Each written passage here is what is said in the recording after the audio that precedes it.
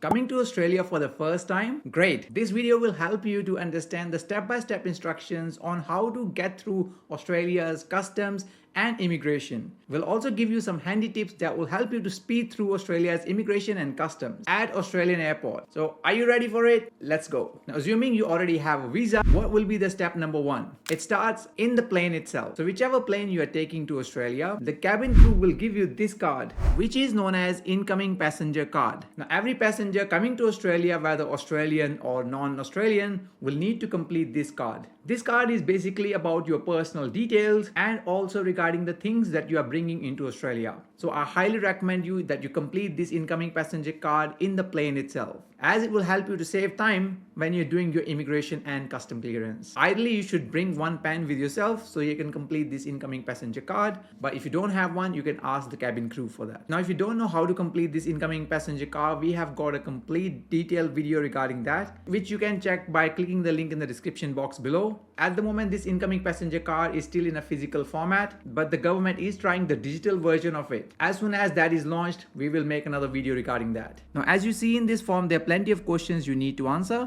Now, if you're not sure about any of these questions, you can tick yes to that question and clarify that later, or you can leave it blank, but you will have to complete it later. Now, if you have done this, that's pretty much it for the step number one. We are moving to step number two, which is immigration. So as soon as the plane lands, my suggestion would be to try to exit the plane as quickly as possible. Of course, making sure that you're not pushing other people and you're moving out safely, with keeping your safety and safety of other passengers and crew members as well. And once you exit the plane, you need to follow the signs for the immigration. Now, most of the major Australian airports have got smart gates where you can scan your passport and you will be on to the next step. Smart gates in Australia can only be used by Australian citizens and citizens of some eligible countries. If you want to know if your country is eligible for that smart gate use or not, we'll leave a link of that in the description box below. Unfortunately, at the moment, there are not many countries that are eligible for these smart gates. So most of the people arriving in Australia will have to go through the manual processing, which means you will have to go to the counter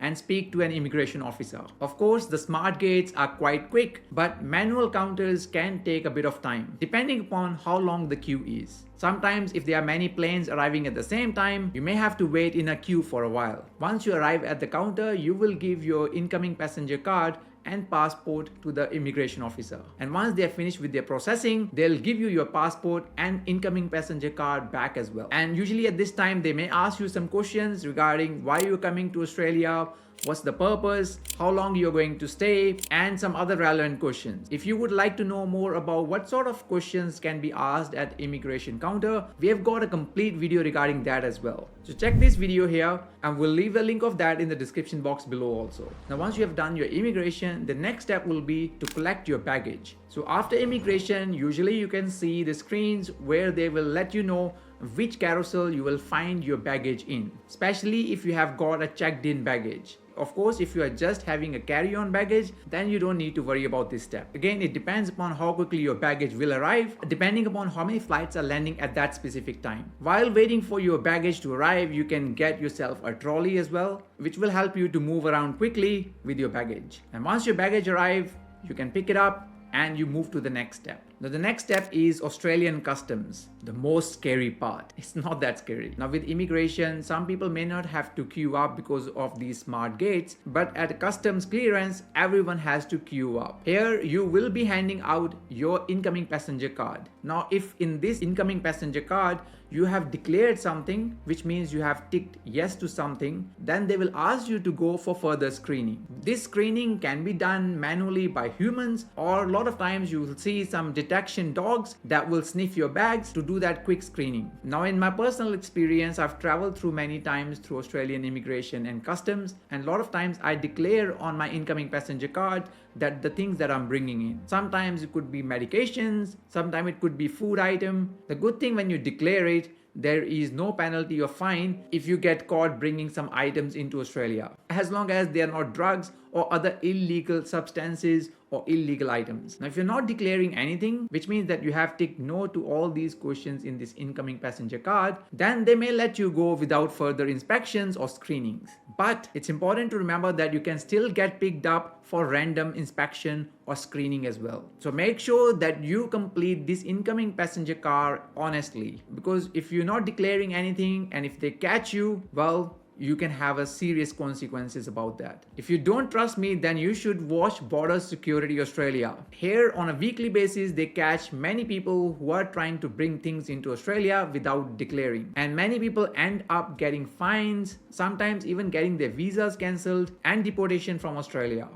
And you don't want to risk that, right? So if you are unsure about something, you can always ask the question to the immigration officer or just declare it. The worst case scenario is they may say to you that you can't bring this into Australia. And that could mean that they'll have to either throw it or discard it, or they could send it back to your home country if it's an expensive item, but you have to pay the postage for that. And once the screening or inspection is done, you're all good to go to the next step, which is arriving into the arrival hall. Congratulations, you have officially arrived in Australia. Here, if someone is picking you up, you'll get to meet them here, or if you have arranged some other transportation method, like arranged a taxi or Uber, or you can arrange your own alternative transportation to reach to the city center, or take a public transport or Skybus to reach to your destination. Now, here are some handy tips that will make this whole process smoother and faster for you. First, don't bring the things that are not allowed in Australia, or at least try avoiding things that you need to declare on this incoming passenger card. Now, Australian Border Force have got a detailed list of items you're allowed to bring and you're not allowed to bring. And if you want to know more about it, we'll leave a link of that in the description box below. There's a very comprehensive list that they have on their website.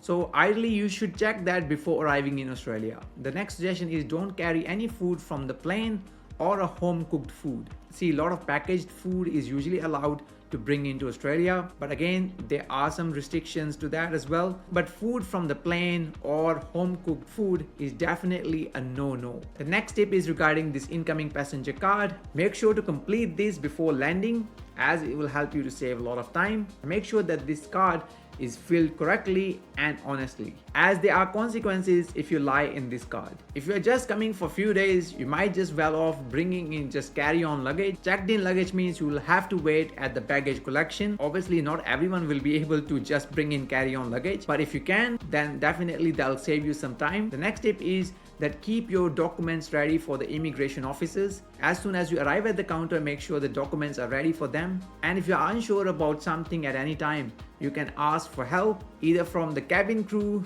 or from immigration officers or crew at the airport itself. Now, if you are someone who's coming to Australia for work, I highly recommend you to check this video here. Here I talk about the 10 mistakes that the newcomers make when they're doing their job search in Australia. A very detailed video covering heaps of information regarding these mistakes that you need to avoid if you're going to do job search.